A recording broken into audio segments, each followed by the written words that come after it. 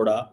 और जो Chinese FM है फॉरेन मिनिस्टर वांग यी, उनसे उन्होंने मुलाकात की। नॉर्मली आपको पता है कि जो प्राइम मिनिस्टर मोदी है वो फॉरेन मिनिस्टर्स को नहीं मिलते। That is an important development. और फॉरेन मिनिस्टर को मिलने का मतलब ये होता है, और चाइनीज़ फॉरेन मिनिस्टर को मिलने का मतलब ये है कि हम नॉर्मलाइजेशन चाहते हैं, हम चीज़ों को पुरसुकून तरीके से हल करना चाहते हैं। ये इसका मतलब है। Stable, predictable and constructive relation चाहते हैं। और वो कहते हैं जी अच्छा, अब देखें इम्पॉर्टेंट इंटरेस्टिंग चीज़ क्या है, India and China they are both competitors. अच्छा, मैं इसमें ये बातें करते हैं कि नहीं जी हम कॉम्पिटिटर नहीं हैं, हम ऐसे नहीं हैं, वैसे नहीं हैं। कॉम्पिटिटर्स हैं, सीधे सीधे कॉम्पिटिटर्स हैं। लेकिन वो समझते हैं कि अगर हमने ये चीज़ हो गई तो कंपटीशन ख़त्म हो गया, तो चीज़ें ख़त्म हो गई। सो चाइना जो है उसने मेजर डेवलपमेंट हुई है। वो क्या कि चाइना ने फर्टिलाइज़र के ऊपर, रेयर अर्थ के ऊपर, टनल बोरिंग मशीन्स के ऊपर जो रिस्ट्रिक्शंस हैं वो रिमूव कर दी हैं। वो रिस्ट्रिक्शंस रिमूव कर दिए हैं। ये इंडिया की इकोनॉमी के लिए इसके बहुत बहुत लॉन्ग टर्म इम्पैक्ट है। इंडिया को जो कुछ चाहिए इंडिया वो लेगा, क्योंकि इंडिया को रेयर अर्थ मटेरियल नहीं आ रहा था। अच्छा, एक बात है, चाइनीज बड़े स्मार्ट हैं। वो चाइनीज नहीं इंडिया को कहते हैं कि टिकटॉक खोलो, वो नहीं कहते। वो कहते नहीं खोलते तो ना खोलो, क्या नुकसान कर लोगे हमारा, या क्या हो जाएगा, सो व्हाट। समझ रहे हैं आप बात? चाइनीज इस मामले में बड़े स्मार्ट है। सो अब इंडियंस की एक ही प्रॉब्लम थी, प्रिडिक्टेबिलिटी। ये प्रिडिक्टेबिलिटी चाहते हैं इंडिया के अंदर। अब कारोबार में predictability, for example rabi season आ रहा है, वहां पे सप्लाई चेन जो है वो फर्टिलाइजर की खराब हो रही है। चाइना मेजर सोर्स है फर्टिलाइजर इंपोर्ट का। पूरी दुनिया का ग्लोबल फर्टिलाइजर सप्लाई जो है वो टेंशन में है, और 2022 में तो ज़्यादा है। तो खाद, हम पाकिस्तान में तो हम इसको फर्टिलाइजर को खाद कहते हैं। सो फर्टिलाइजर महंगी तो प्रोडक्ट महंगी, क्रॉप महंगी तो आगे आपको खुद ही पता है। सो जो चाइनीज़ फॉरेन मिनिस्टर वांग जी हैं, उन्होंने मुलाकात की है मोदी साहब से, और यही कहा है कि मैं जनाब आ रहा हूँ, मैं आ रहा हूँ। तो आपको इस चीज़ से अंदाज़ा हो जाएगा कि what is basically going on. What is going on, Indians जो हैं उन्होंने बड़े क्लियरली सिग्नल दिया है कि ये 7 साल बाद जो मोदी साहब वहाँ जा रहे हैं, वो चाइना को बताना चाहते हैं कि we have done a great deal and great thing for you. बहरहाल एक चीज़ मैं आपको बताता चलूँ, this is something very significant. और आपको ये भी पता है कि चाइनीज फॉरेन मिनिस्टर पाकिस्तान भी आ रहे हैं। वो पाकिस्तान भी जा रहे हैं, आ रहे हैं, बल्कि मैं तो पाकिस्तान में हूँ। और ये पाकिस्तान चाइना का जो स्ट्रेटेजिक डायलॉग है उसको होस्ट करने जा रहे हैं। और इम्पॉर्टेंट चीज़ क्या है, अगर आप देखें उधर अमेरिकन क्या कर रहे हैं, उधर अमेरिकन इंडिया पे सैंक्शन ठोक रहे हैं। वो मैं भी सुन रहा था, उसकी जो president of the United states हैं, उनकी स्पोक्स पर्सन को सुन रहा था, वो एक ही चीज़ कह रही थी कि हमने जनाब सैंक्शंस लगा दी हैं, हमने सैंक्शंस लगा दी हैं, और इसका मतलब यही है कि हम बेसिकली इंडिया का बिहेवियर जो है वो बदलेंगे, और हम रशिया का बिहेवियर भी बदलेंगे। वो एक ही चीज़ जो है वो बार बार वो कह रहे हैं। अब मुझे ये लगता है जो नरेंद्र मोदी ने प्रोटोकॉल तोड़ा है, ये इसीलिए तोड़ा है because China is giving India so much now. And what is that so much? That so much is कि जैसे कि ट्रेड, कारोबार, बहुत सारी ऐसी चीज़ें हैं, बॉर्डर के ऊपर चीज़ें जो है वो सॉल्व होंगी, म्यूचुअल ट्रस्ट होगा, स्ट्रेटेजिक कम्युनिकेशन होगी। ये चाइनीज़ कहते हैं स्ट्रेटेजिक कम्युनिकेशन होनी चाहिए। चाइनीज़ का स्ट्रेटेजिक कम्युनिकेशन का मतलब पता है क्या है? आओ लार्जर फ्रेमवर्क में बात करें, आओ हर चीज़ के ऊपर बात करें, आओ let's talk at every platform, let's talk through every angle. Let's engage on everything. Let's engage on Indonesia, on Indo-Pacific. Let's engage on South China Sea. Remember, Chinese को इस चीज का पता है कि अभी से थोड़ा अरसा पहले फिलिपाइन के प्रेसिडेंट आए थे और वो ब्राह्मोस मिसाइल खरीद रहे हैं, कुछ खरीदे हैं, कुछ और पेमेंट दे के गए हैं, इंडिया उनको क्रेडिट भी दे रहा है। सो एट द सेम टाइम जहां पे इंडिया चाइना से ताल्लुकात को ठीक करना चाह रहा है, इंडिया चाइना के एडवर्सरी को असला भी बेच रहा है कि तुम चाइनीज के ऊपर हमला कर लेना जरूरत पड़ने पे, चाइनीज पे हमला कर लेना जरूरत पड़ने पे। आपको याद है थोड़ा अरसा पहले यहाँ पे जो आए थे फिलिपाइन की जो प्रेसिडेंट आए थे, वो क्या था? That was a clear signal था ना कि हाँ भाई जो करना है करो, तुम लोग जो तुमने करना है करो, we don't care about this.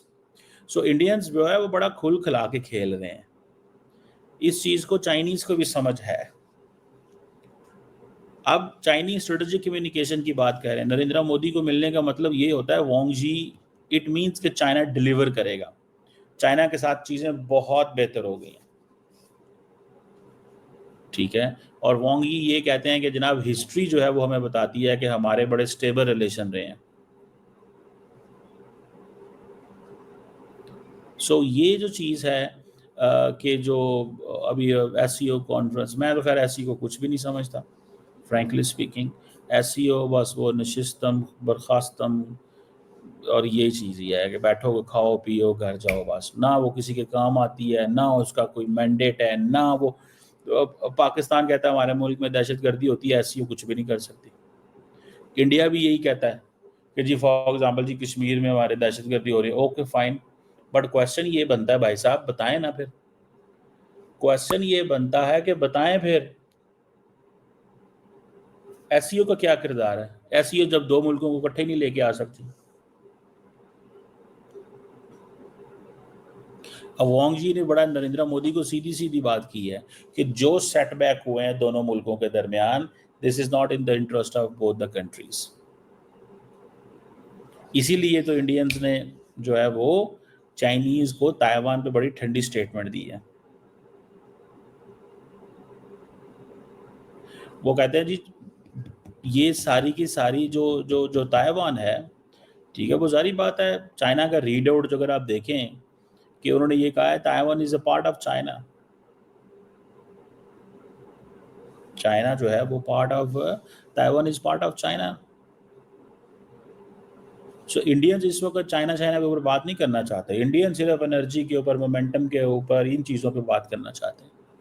लेकिन इंडियंस ने बात सारी पाकिस्तान के ऊपर की है, टेररिज्म, पाकिस्तान दहशतगर्दी फैलाता है, पाकिस्तान ये करता है, पाकिस्तान वो करता है, उन्होंने बात तो की है ना हमारे ऊपर, नहीं समझ रहे आप बात को? They have spoken about this. वो क्यों बोले हैं पाकिस्तान के ऊपर, क्यों बोले हैं वो? बिकॉज उनको पता है कि पाकिस्तान जो है ये, चाइना से बात करो और पाकिस्तान को रोको, चाइना से बात करो और पाकिस्तान को रोको। चाइनीज तो कभी बात नहीं कर सकते पाकिस्तान के साथ इस तरह की, क्योंकि चाइना तो ये कहता है पाकिस्तान दहशतगर्दी कराता ही नहीं है। चाइना ने एक दफ़ा नहीं 10 दफ़ा ये बातें की हुई हैं। चाइना भी यही कहता है कि पाकिस्तान विक्टिम है, चाइना भी ये कहता है पाकिस्तान विक्टिम है। इस चीज़ को ज़हन में रखें, चाइना ये कहता है पाकिस्तान विक्टिम है, और ये चीज़ जो है वो चाइनीज एक दफ़ा नहीं बार बार कहते हैं। उन्होंने इंडिया के इस पूरे नैरेटिव को बाय नहीं किया था। अब मोदी साहब जो है वो भी पूरी की पूरी जो जैसे कहते हैं ना, एक जो रिलेशंस है रशिया और चाइना के, वो इस वक्त India is just talking about Russia China, Russia China, India is not talking about the United states. For example Narendra Modi ने ये कहा, आज ट्वीट की उन्होंने एक्स पे, उन्होंने कहा जनाब बहुत मज़ा आया वांग जी से मिलकर, शी जिनपिंग जो है उसने कजान से मुलाकात हुई थी इंडिया चाइना ताल्लुकात के ऊपर, अब मेरी मुलाकात उनके साथ त्यानजिन में होगी एससीओ के ऊपर। Stable predictable constructive ties, stable predictable, stable और प्रेडिक्टेबल, जो अमेरिका के साथ नहीं है.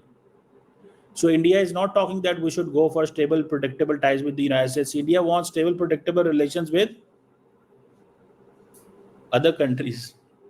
पुटिन से भी उन्होंने कल बात की है, प्रेसिडेंट पुटिन से मेरी बात हुई है, और मैंने उनसे बात की है कि प्रेसिडेंट ट्रम्प के साथ जो तुम्हारी मीटिंग हुई है उस हवाले से डिस्कशन हुई, क्योंकि इंडिया ये कहता है कि ये जो तुम जंग बंदी नहीं करोगे तो हमारा तो तबाही मच रही है, हमारे लोगों पे तो 50% टैरिफ लग गया है.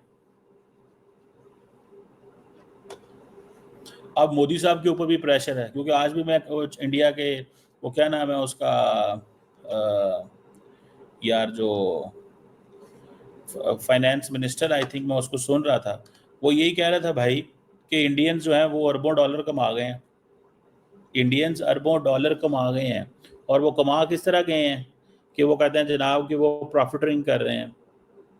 वो प्रॉफिटिंग कर रहे हैं इस तरह कि उनको इस चीज़ का एहसास है कि यहाँ पे जो कुछ बिजनेसमैन हैं वो अच्छे भले पैसे बना रहे हैं.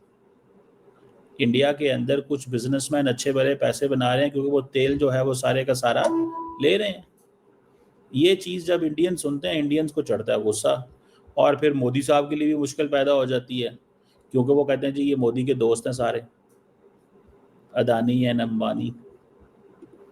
समझ रहे हैं? ये सुनिएगा. Let I brought this. Administration has done has tried to make it tougher for Russia to be able to sell its oil. It cracked down pretty tough on India, which is importing a lot of Russian oil, but not so much when it comes to China. Is China in the wrong for importing so much Russian oil as well? I think they import just as much as India does. Well, let's go back and look at the history, though, Becky. And China importing it is suboptimal. But if you go back and look pre-22, pre-invasion, 13% of China's oil was already coming from Russia. Now it's 16%. So China has a diversified input of their oil. If you go back and look now, I believe India had less than 1% of their oil, 1%, and now I believe it's up to 42%. So wow. India is just profiteering. Or they are just profiteering. They are reselling. They made $16 billion in excess profits. Some of the richest families in India.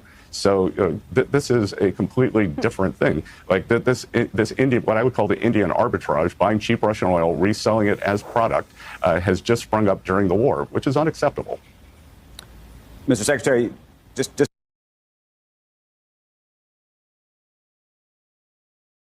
वो कह रहे हैं ये unacceptable है भाई साहब, sorry, हम India को ये नहीं करने देंगे. अनएक्सेप्टेबल है. हम हो ये यूएस ट्रेजरी सेक्रेटरी है भाईजान, ये कोई आम बंदा नहीं है, ये मैं नहीं हूँ जो बात कर रहा है. तो वो जितनी भी इंडिया की स्ट्रेटेजिक ऑटोनॉमी थी या जो कुछ इस तरह का वो सोच रहे थे, वो सारे का सारा उन्होंने पकड़ के क्या इधर आओ तुझ दसो सानू, इधर आओ दसो. ठीक है. सो ये एक चीज़ जो है वो मुझे नज़र आती है, एंड दैट इज़ देयर. एक तरफ मैं देखता हूँ कि ये स्टेबल पार्टनरशिप की बात करता है इंडिया, जो उसको चाइना के साथ मिलेगी. Stable, reliable, constructive. Stability and reliability सबसे इंपॉर्टेंट चीज़ होती है. Stability, predictability and constructive partnership. और रशिया और चाइना से वो बात कर रहे हैं, अमेरिका से तो वो बात ही नहीं कर रहे हैं.